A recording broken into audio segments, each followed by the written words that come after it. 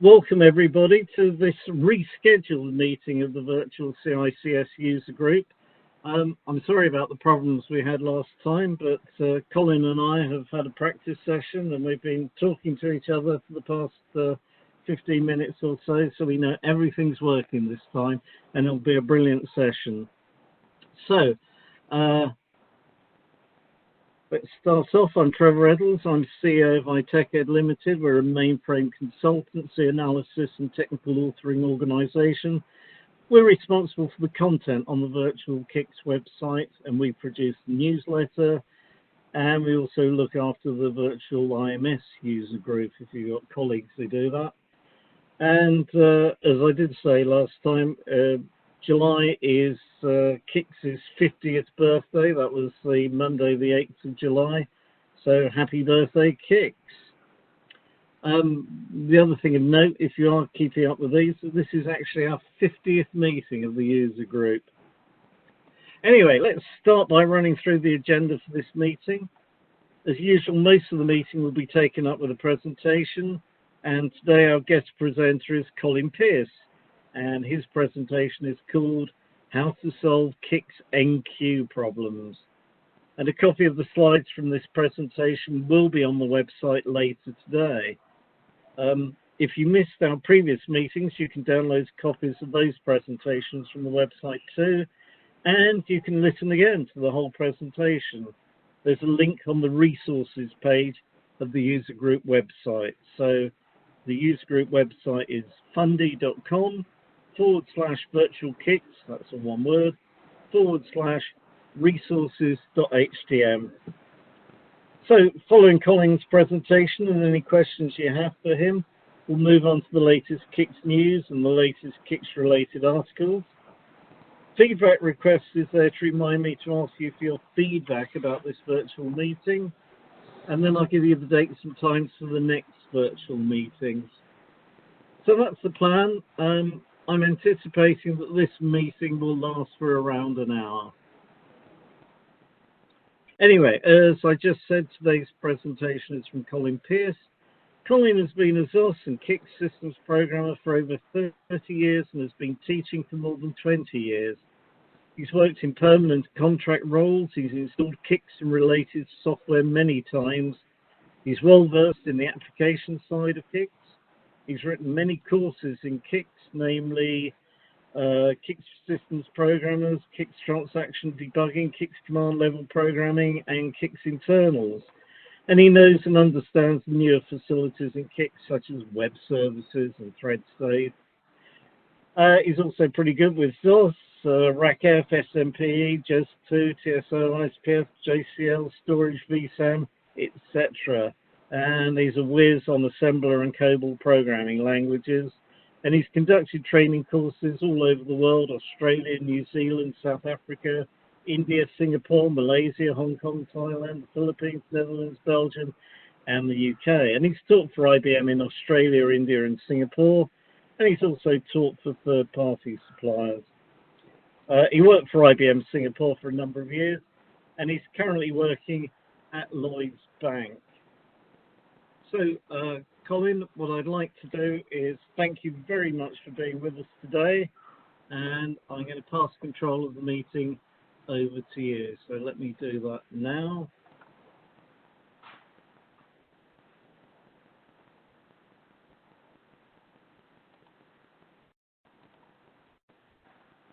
Okay. So, welcome everybody. Firstly, my apologies for 2 weeks ago. Everything that could go wrong did. So, but we've done some practice and made sure it all works now. And this is going to be a chat about enqueues in CICS. I think that it's something that we all suffer with from time to time, and I just want to give you a bit of a roadmap. And so we're going to concentrate on really 4 domains. I've got a dump here we can look at, and I've got some slides that I sent through to Trevor that you're welcome to, and they really are a backdrop and complement what I'm going to be going through.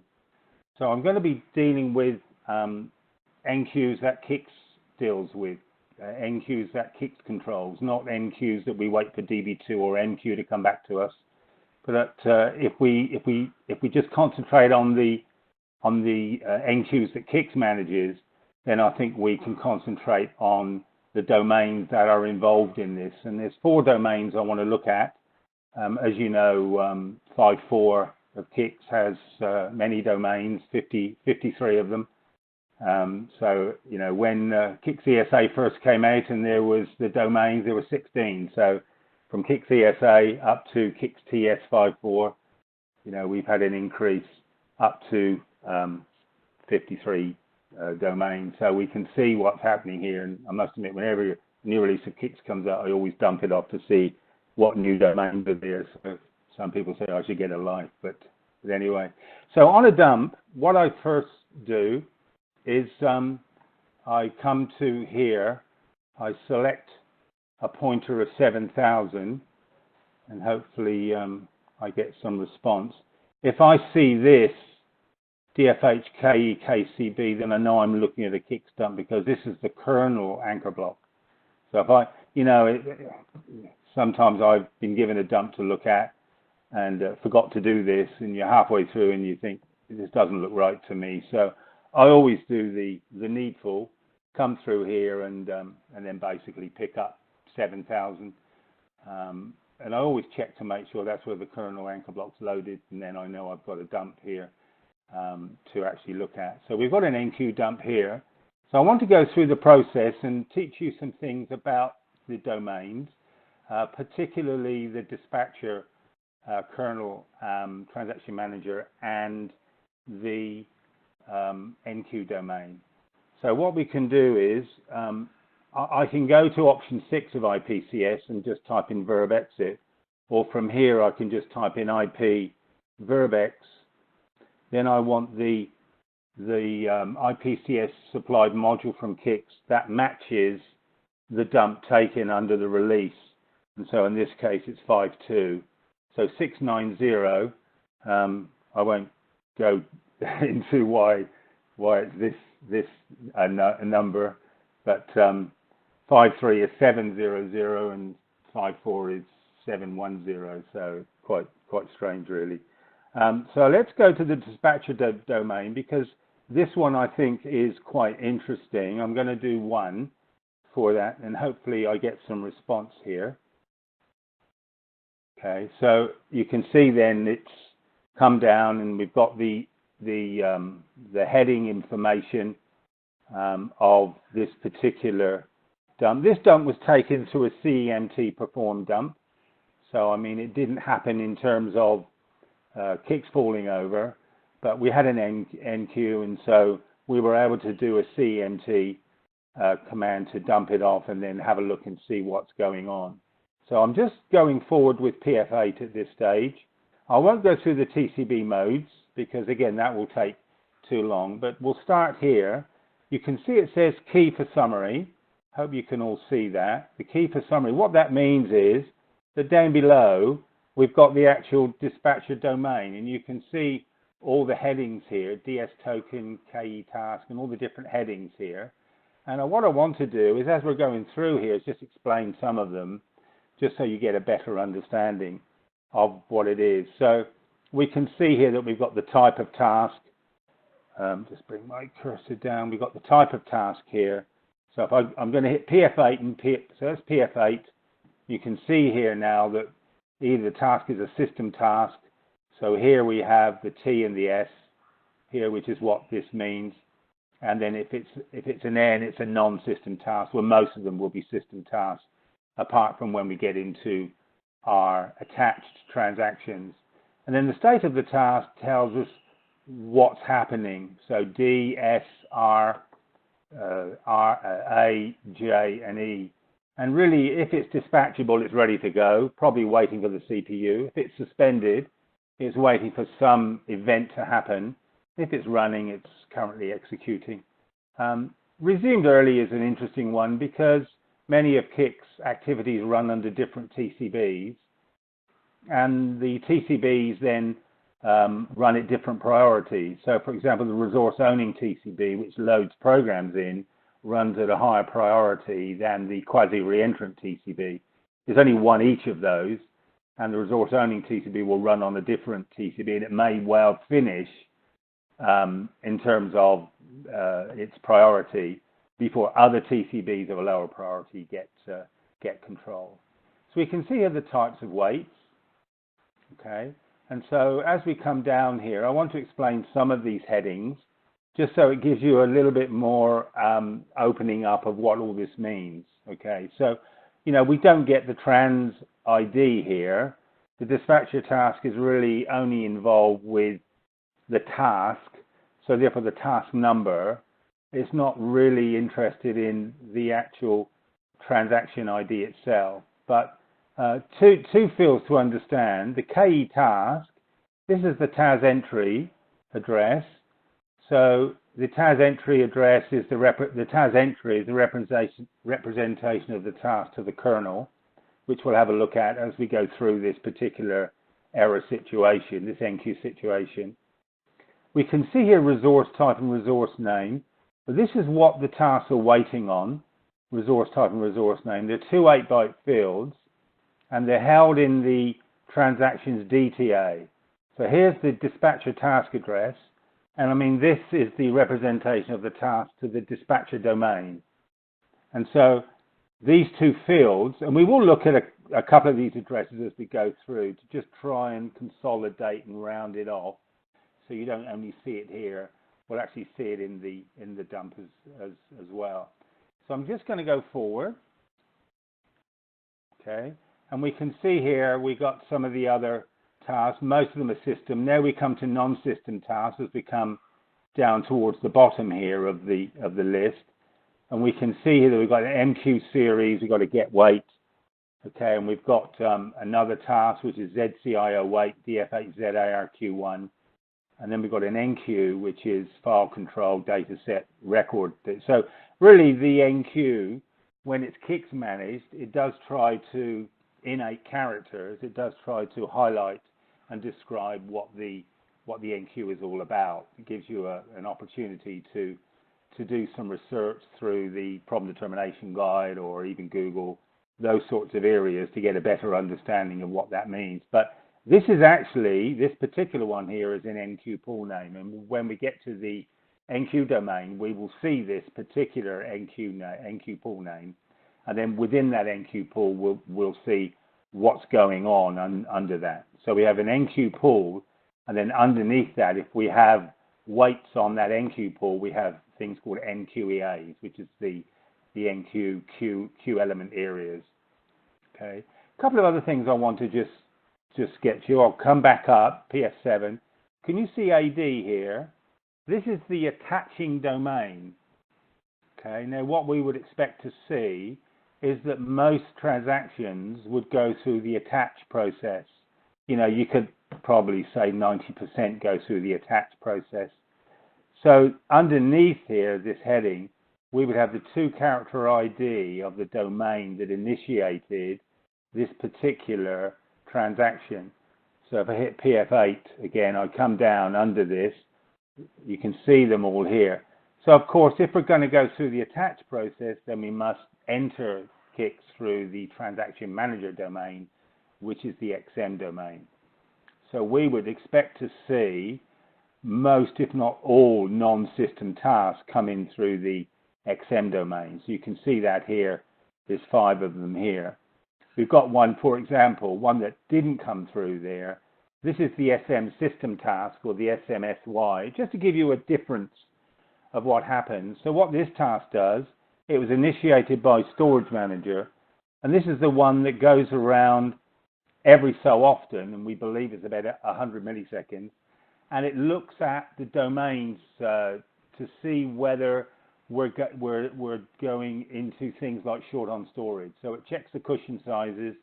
If it finds we have entered the cushions for the different DSAs, then it talks to loader domain to try and release programs that are not in use. It talks to the application domain to favor tasks to try and get them ended. And it tells the transaction manager domain not to respond to attaches. So if it does find an issue, then this particular transaction can take remedial action So it's very much, intelligence and dynamic in that it can stop, hopefully, most times when CICS might go short on storage, might suffer short on storage in the DSA. So this is designed not to allow that. Of course, it won't always work, but you can see here that this is quite a very important task, and it's attached by Storage Manager. So nothing to do with Transaction Manager, but again, just a slightly different task here. One that is quite interesting is that this is Enqueue series, get weight. This task, you can see it was attached through the Transaction Manager, but it's actually not running on the QRTCB. Can you see here, if we go back up, it's got here the TCB that it's running on, and so we can come down again. You can see here that it's not running on the QRTCB, it's running on the L8 TCB, because all MQ series requests migrate from the QRTCB to the L8 TCB. And the L8 then follows the CICS key, user key definition when we've got storage protection turned on and we define CDA in our programs to be CICS key, user key. So that will be L8 or L9. So you can see here MQ series is running under the L8 TCB. So it's away from the quasi-reentrant. Whereas the others down below that are all non-system, they're all running on the quasi-reentrant TCB down here. So there's only one of these, even though it looks like there's four. There can be many L8 TCBs, the open TCB, but there's only one QR, and they all fight for it to become available.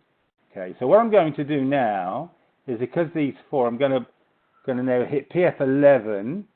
I'll put the cursor where it is.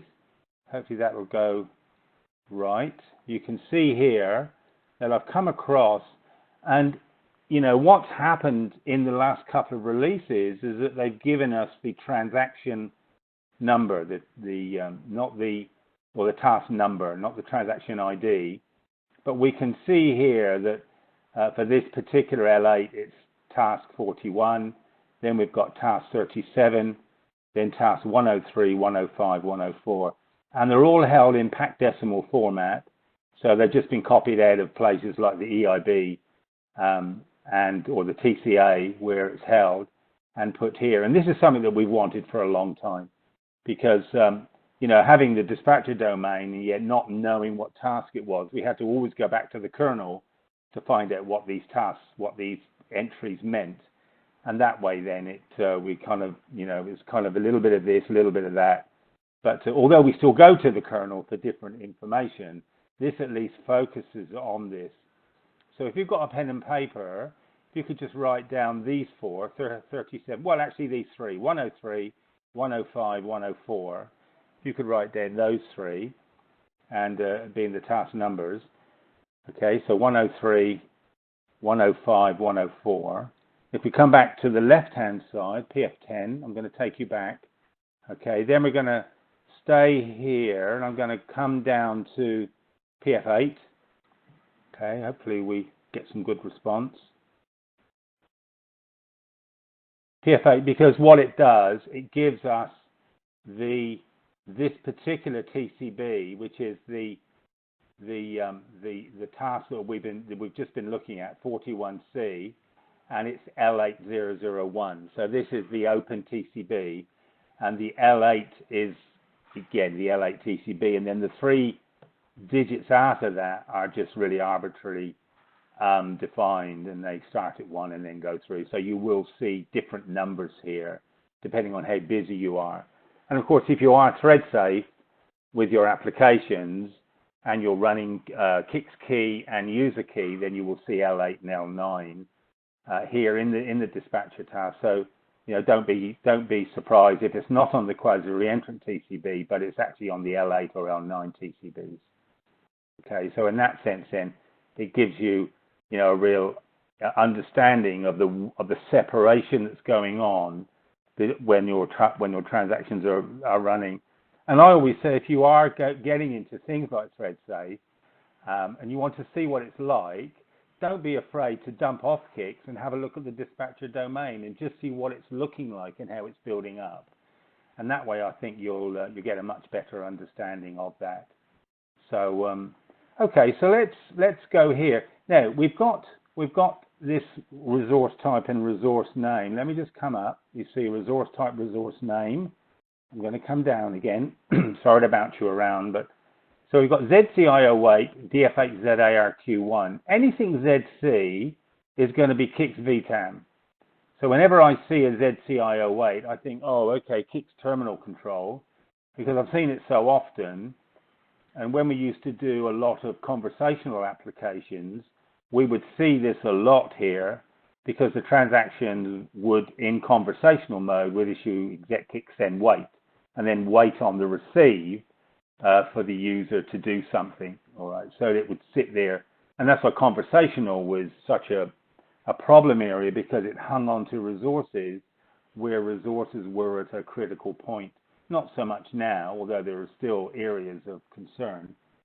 But whenever I see this, then I think, oh, it's CICS terminal control, CICS VTAM. So this is the wait reason, and this is the application request handler in CICS VTAM. So ZARQ1 is the application request handler. So again, I know this because I've seen it so often, but don't be afraid to go to the problem determination guide and chapter 6. I'm going to show you that a little bit later on before I end the talk, just to give you an idea. And so when I see this, I think, okay, this is interesting. Okay, so I'm going to take down this address here, because this is the TAS entry. I'm going to copy this. I'm going to put it on a notepad. And when you're debugging, you know, don't be afraid. I've got it here, but I'll just put it here. I've done some work already to sort of, you know, help us through. But don't be afraid to write things down on a notepad. I find notepads very good for just dumping off small areas and building up the problem, building up my understanding of the problem. Because one of the things with IPCS, of course, you just keep going backwards and forwards, and you lose what you're looking at. So hopefully that's given you some more information about the dispatcher domain. Let's come out of there, okay? And what I want to do now is go to the kernel domain, and let's have a look at those tasks, because we still don't know what the transactions are. So if I do an RETP, I'm sure you all know this particular command, it brings up the last few commands that you entered. You can do it in anywhere you like, ISPF, STSF, you can do it anywhere, save you keep typing everything in. So if I do a 1, I don't want the dispatcher domain, I want the kernel. So we're going to go to the kernel now, and hopefully we'll get some good response. If I come down, okay, now we see our kernel. Okay, what I've done here, I'll just briefly go to my PowerPoint. I've got all this here. Okay, here's my kernel, so you can download this, and I'll just finish off with this just to show you that I have put this all on PowerPoint for you. But let's go back to here. So you can see here that we've got, you know, the TCBs that are running, quasi-reentrant, resource owning, file owning. We've got the sockets owning a TCB. You can see, whoops, I've gone forward. You can see, I've lost it now. You can see here, let me just go back here. You can see L8001, so that's another TCB, and they're all managed by the kernel.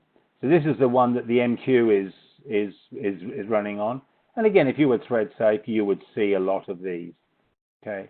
Now, on the left-hand side is the TAS entry number. Remember, there's 2 numbers for every transaction. There's a task transaction number, task number, and then there's a TAS entry number. And so, you know, they go in sequence up to max task.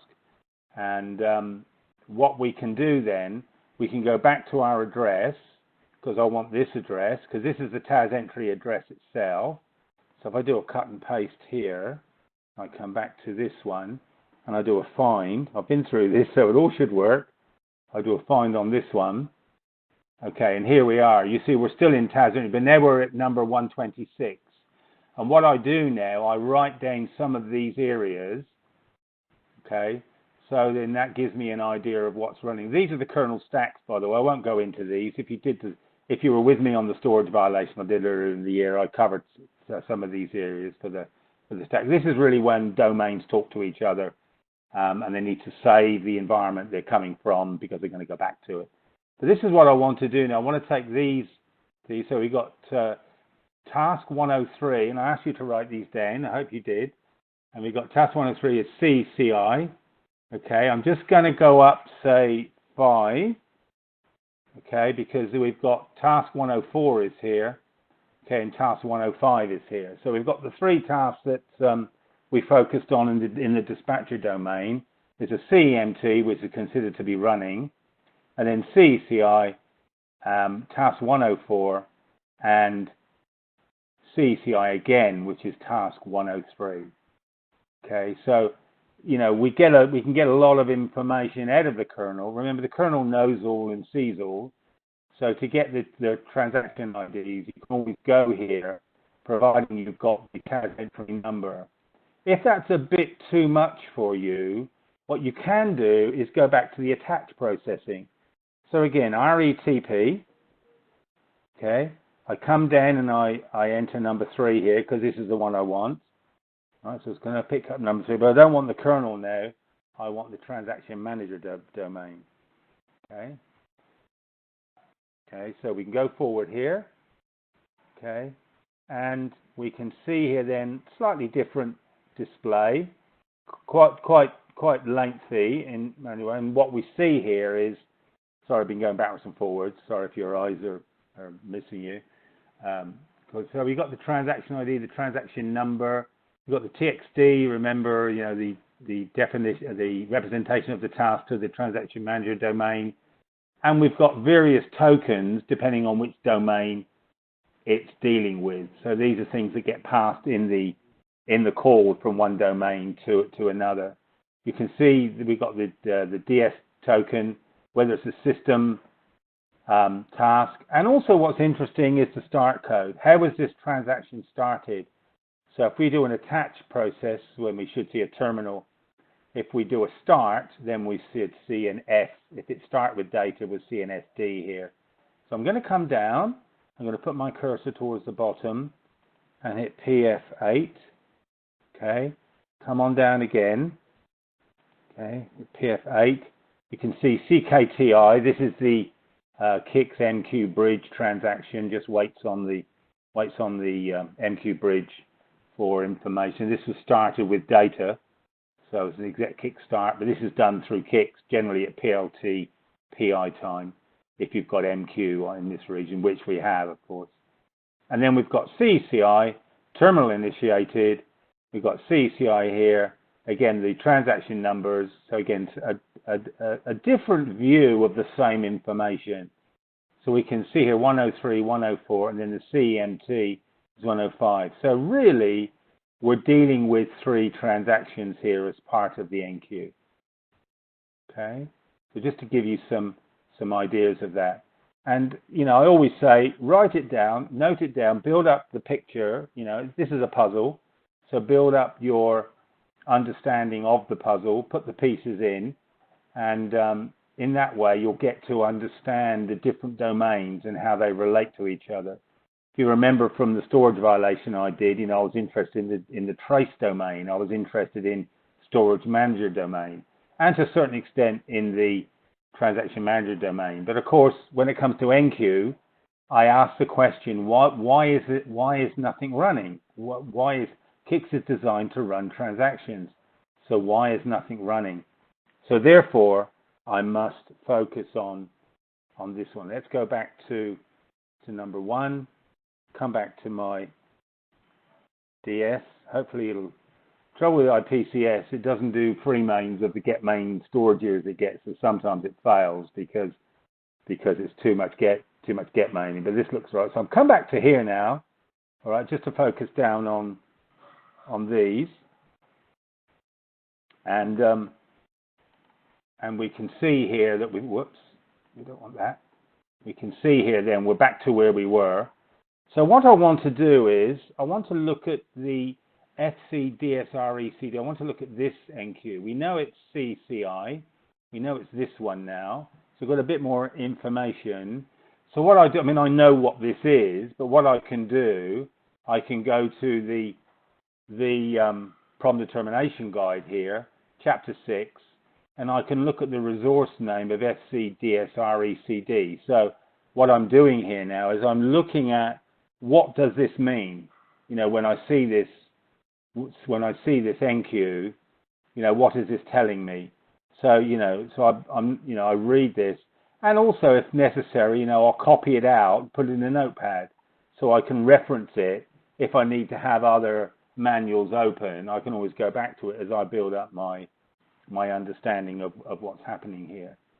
So FCDSRECD, so we can see that, we can read a little bit about it, and it talks about, you know, VSAM locking the CI, the control interval, and CICS locking the record. So we have two locks there, and so we have CICS managing this one and waiting for the record to be released by whoever owns it. So that gives us a bit of background information as to what's happening here. So like I say, don't be afraid to go to this chapter.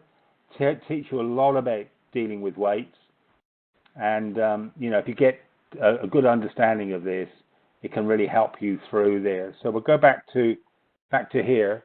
So when I come down, I've got a Word document here. I'm going to, again, bouncing you around a little bit.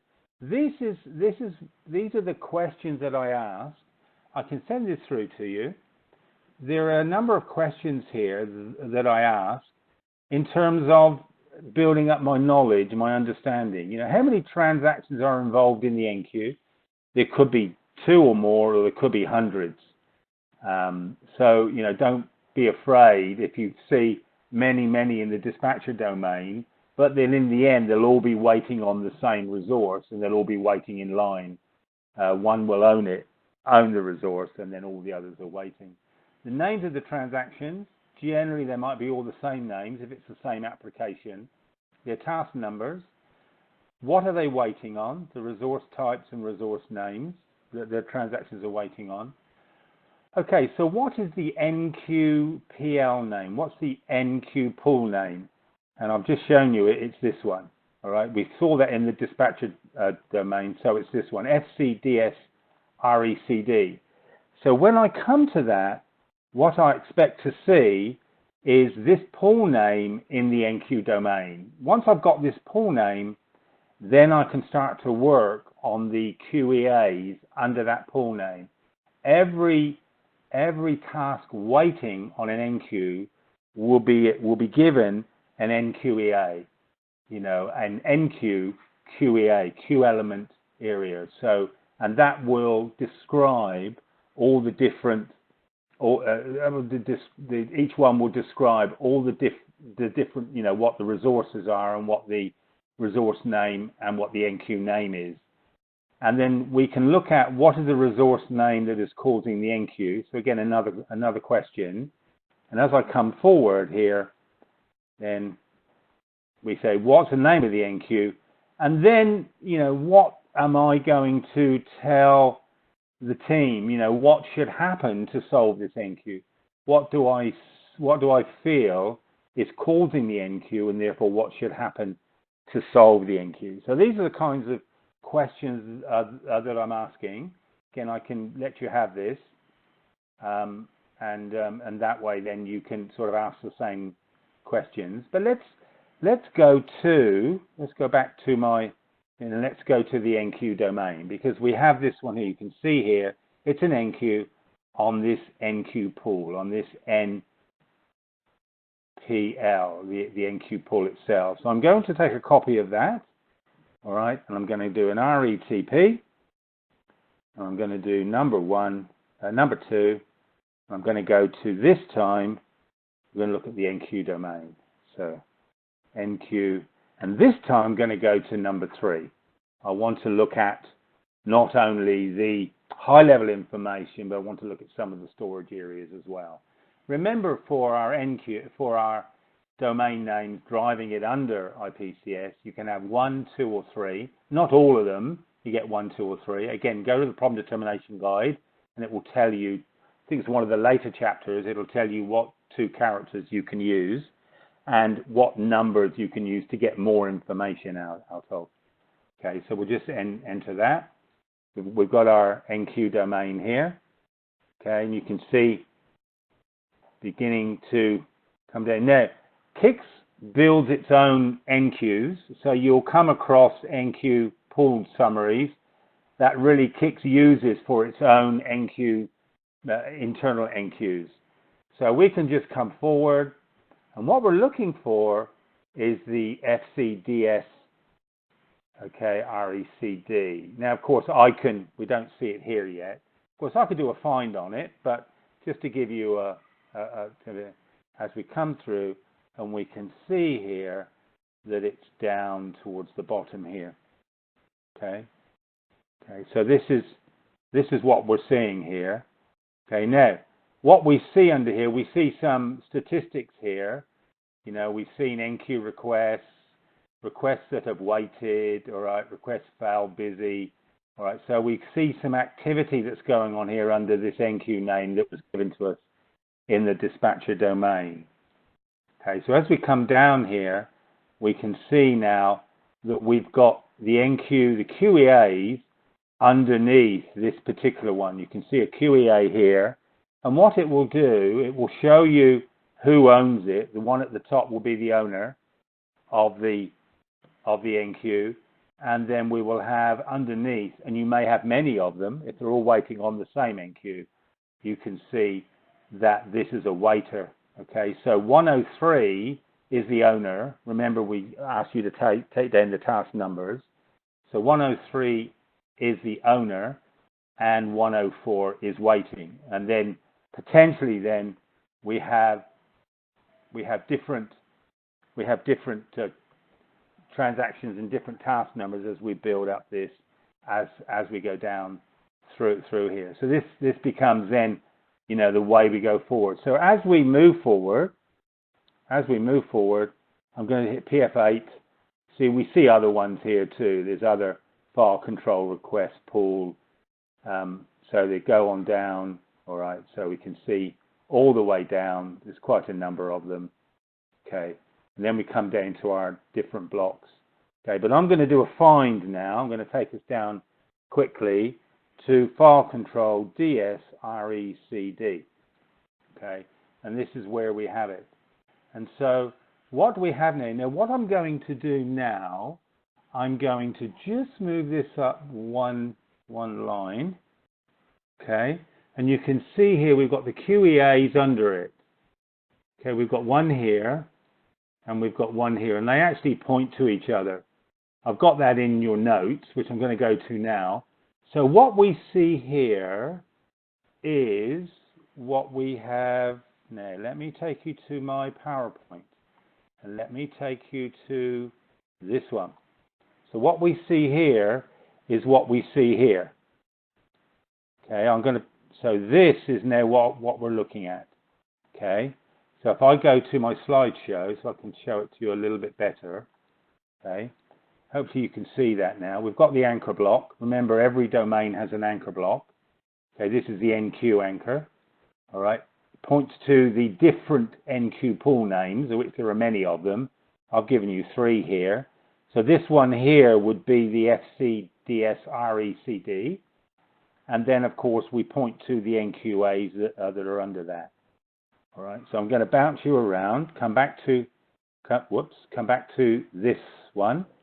Okay, so this is what we see here. We see the pool name, then underneath that we see the NQEA owner and the NQEA waiter, and we may see many waiters.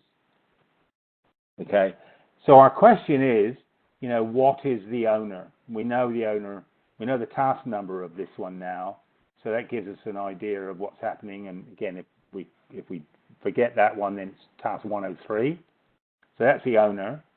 And the one that's waiting, or the ones that are waiting, will be chained down underneath it.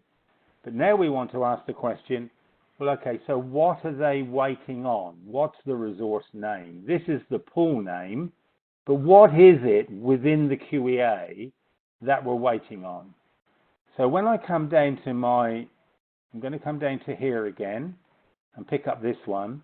When I come through to the NQEA, you can see here, I've given you, hope you can see that. I've given you the address of the TAS entry. So if I need to go back to the kernel, I can pick up the TAS entry address, or better still, if I've copied and pasted into my notepad, then I can match it up to what I've got there for when I went down through the kernel domain. But the important thing is here, at offset 5C, do take that down for me, please. Offset 5C is a resource name, okay, is the address of the resource name that's involved in this enqueue. And offset 60 is the actual enqueue itself. So this is what the task or tasks are waiting on. So offset 5C and offset 60. Okay. So let's go back to this one. Okay. Now we can see here, if I come down to 5C, remember 0, 2, 4, come to 5C, this one, you can see this one and this one are both of the same address. So the actual resource name is the same. If I come to this one, we can see in EBCDIC, all right, this is the hex value. You can see in EBCDIC here 000100. So this is the name. If I come to this one, this will tell me the dataset name that's involved in this. So I'm going to do a Control C. Okay, I'm going to come back to the top here, and I'm going to come out of the enqueue domain. Okay, I'm going to come out of here. Whoops, I've just abended. It's okay. Don't panic. Don't panic. IPCS does this. It drives me crazy at times, but that's all right. I got that saved. So this will go back into IPCS for us. So what I want to do now, I want to go into Browse, okay, and I want to have another one. As I just repeat down, and I come down to this, I select it, remember, and then I cut and paste in the address that I saved. Okay, I hit enter. Okay, and this then takes me to the into file control, and it takes me to the dataset name block. And so this is the name of the file that I'm currently waiting on. Okay, or that's involved in the enqueue. And we can see here it's DFH 520.kix.file.a. File A is one of those files that get shipped with Kix. It's been there for as long as I can remember, and it's very nice to play with and work out VSAM and do some things with VSAM. So what I'll do then, we'll go back. So we now know that it's waiting on this particular data set name. So you can take that down. And what I can do now is I PF3, come back to here, and because what I'm doing now is I'm picking up I'm going to put here, this is the DSN name, all right, of the enqueue, well, the enqueue resource, all right. So what I do, I just basically write that in. So I've got it in a running commentary of what I'm doing, and then I can always cut and paste that into Notepad, and that will stay there. So I can come out of here, I go back in, and it's still there. So anything I find here, all right, I can go in, I can do another, whereas I can come down here, I can do that. But if I don't want it, I can just delete it. And whoops, wasn't supposed to do that. And then I'm out of it. Okay, so let's do the full circle then.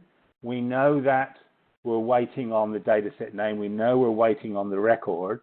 And we know, if you remember, we know who owns it. So let's go back to here. Once more into the enqueue. Whoops. No, that's not what I want. RETP again. I want number 5. Once more into here.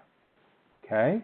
Bind on FCDSRECD. Okay, this is the first one. We can see here then that this is like a snapshot without going into the control block. So we can see this is the one who owns it. So CECI task 103 is the one that owns it, and this is the one that we're waiting on.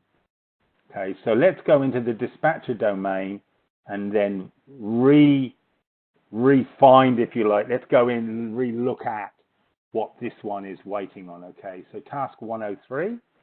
So RETP again. RET very useful when you're in IPCS. You don't have to type in the command all the time. So come back to ds of 1. Come back here, ds of 1. Okay, and let's go down. Remember, we won't find CCI here, but we will find task 103. So I'm going to bring the cursor down, bring then up to the top. Now we can see here, I'm looking for task 103. Remember, we took them down. Okay, let's come down to here. I'm going to hit PF11. Okay, so task 103 is this one. It's the third one up from the bottom. So this is the one I'm focusing on. Okay, and PF10, and it's this one. ZCIO wait, DF8 ZARQ1. And so as I indicated earlier, what's happening here is that we are simply waiting on the user to hit enter. ZCIO wait, DF8 ZARQ1 is posted as the enqueue when terminal control is on a receive after an exec_kick_send wait. And so what that's telling me is that CCI is conversational. So when we go into CCI and we build up our commands, we know what Keki does. It's very, very useful. So the moment the user hits enter on this, then this will then free the resource. So how did I create this? How did I manage this? Okay, in order to produce this situation, I typed in CCI read update on a file A record that I knew existed. Okay, so I sent the read update, and of course now CCI will hold that particular record. I went into another screen, I did another CCI read update, but of course that won't get the resource. And on a third screen, I did a CENT perform dump, and I got exactly what I was looking for here. I got the ZCIO wait and the DF8 ZARQ1. So in that aspect, then we've got a wait happening here, and of course we've got the enqueue. And I could have done many, but CICS recognizes this enqueue, and it will give me an AFCY, a bend, if I'm not quick enough. But I wanted to get this out so you could actually see it and see what the enqueues look like, and how to blend between the dispatcher domain and some of the things it's telling us, the kernel domain and the task numbers, transaction manager domain, again with the transaction numbers and how it was started. Remember, attach goes through the transaction manager domain here, and we're on the quasi-reentrant TCB, and then into the enqueue domain, looking for this enqueue pool. Okay, and then looking underneath for the QEAs that are there, and helping us to understand what they're waiting on. But like I said, don't be afraid to go to this manual. Don't be afraid to look up ZCIO wait, and don't forget, don't be afraid to look this up and get a real understanding of what it's waiting on when it's a CICS managed resource. If it just says KC wait, that's task control wait here, then it's waiting on an external resource that CICS has no control over. But where you see something like this, then CICS manages the resource, and until we issue, we just respond to the screen, this will stay as it is. Okay, and just one more thing I wanted to do here was, if I go to my notepad, I've already done some things here. You can see here that I've got, I'm going to just pick a couple of addresses up here, as I've got a couple of minutes. This is the DTA. Remember the dispatcher task address. So I do a Control-C on that one, and I come down to here. And what I want to do now is go back to my browse. Okay. Oh, I've bended again. Sorry. Almost there. Almost finished. So, and then IPCS. I just want to show you what the DTA looks like. Okay, so I come to browse, all right, and I come down to here. I do a repeat. I come down to here, and I select that address, the DTA address. Okay, and then you can see here it's got ZCIO wait and DF8 ZARQ1, and this is the role of the DTA. It contains these two resource types and resource names in the dump. So if you're not sure the dispatcher domain, for some reason you can't get to it, but you can get to the DTA. You can get to the DTA via the kernel, as you see here what's happening. So again, I can go back to here, and I can just come down to here just to finish off. Come down to here, and I can put the DTA address, and that will save that for that for me. So I've answered my questions. Okay, I've answered my questions here. What action will solve this enqueue?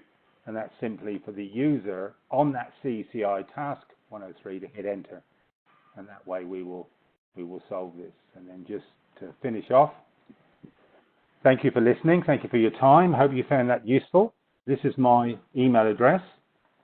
Okay, here, colin.pearce@gmail.com. If I can help, I'm happy to provide any service that you think I can help with.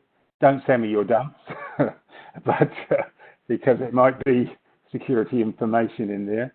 And just finally, I don't know whether you're aware, but just to focus you on one other thing, Enterprise COBOL version 5 and 6 to 6.2 has totally transformed COBOL and the way it runs under CICS.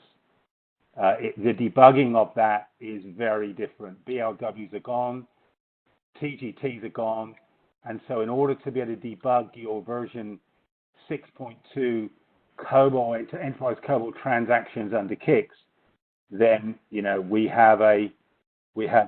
updated my transaction debugging course.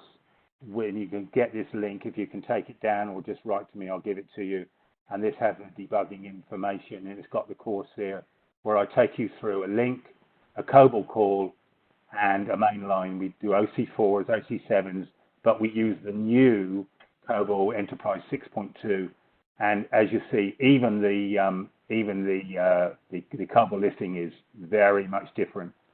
So if you want to know how to debug them, then you can use that. So I'll leave that there. And thank you very much for your time, and I hope we meet each other again, either by email or maybe in a class one time, because I tend to go everywhere teaching. So thank you very much, and I'll hand you back to Trevor. All right, thank you very much then, Colin.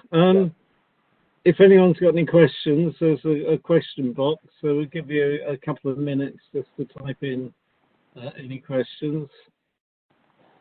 So.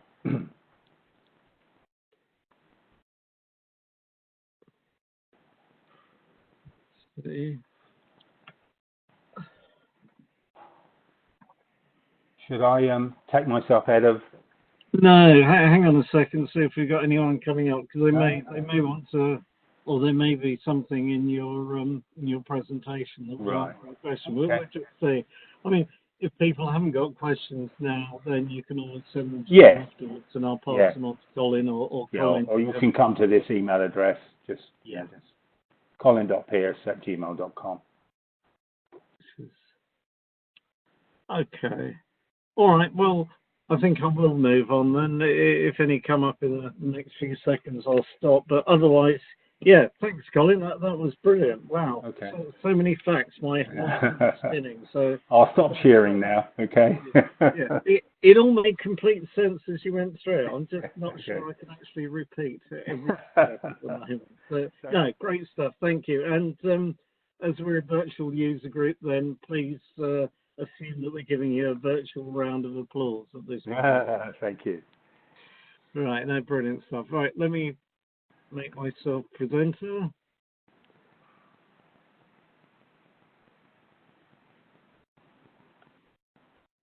Okay, let's go back to my application.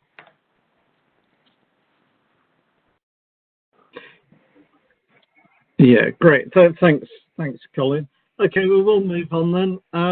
News, you probably know that IBM's announced CICS Statistics Visualizer version 1.0.1 with more deployment options. The tool allows users to check the health status of CICS regions faster by generating charts and graphs for their CICS statistics reports. 3 types of reports are available: indicators overview, regions overview, and regions trend reports.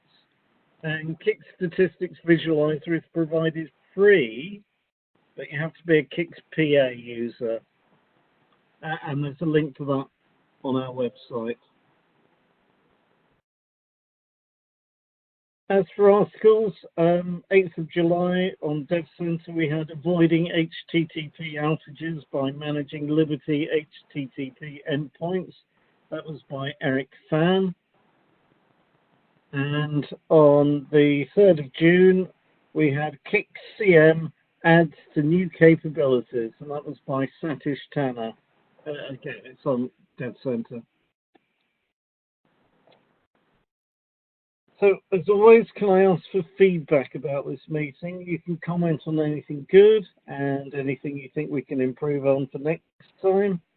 And again, you can email your comments to me. The address is on screen, so that's trevor@itecho.com, or you can use the Contact Us page on our website.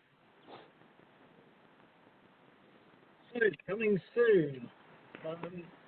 Our next meeting is on the 10th of September when we've got Glenn Schnack, he's Principal Technical Architect at GT Software, and he'll be presenting mainframe integration, handling legacy application challenges. So put that date in your diary. After that is the 12th of November, when Eugene Hudders, President of C-Track Corporation, will be discussing CICS TS LSR tuning Revisited. So another date for your diary. Just a reminder that you can keep up to date with what's happening in the world of CICS on the virtual CICS user group website by following us on Facebook and Twitter, and by joining the virtual CICS group on LinkedIn. The URLs are all on the homepage of our website. And just to remind you, that's spundy.com/virtual CICS. Remember to like us on Facebook, and if you tweet or Instagram or anything, the hashtag to use is #virtualCICS. So that's all for this meeting of the Virtual CICS user group. Can I thank you all for attending? I must thank Rocket Software, they're the people who sponsor this user group and make these meetings possible. And of course, I'd particularly like to thank Colin Pearce for his presentation. So that's it. Thank you all very much for joining the meeting, and I look forward to seeing you on Tuesday, 10th of September. So thank you and goodbye.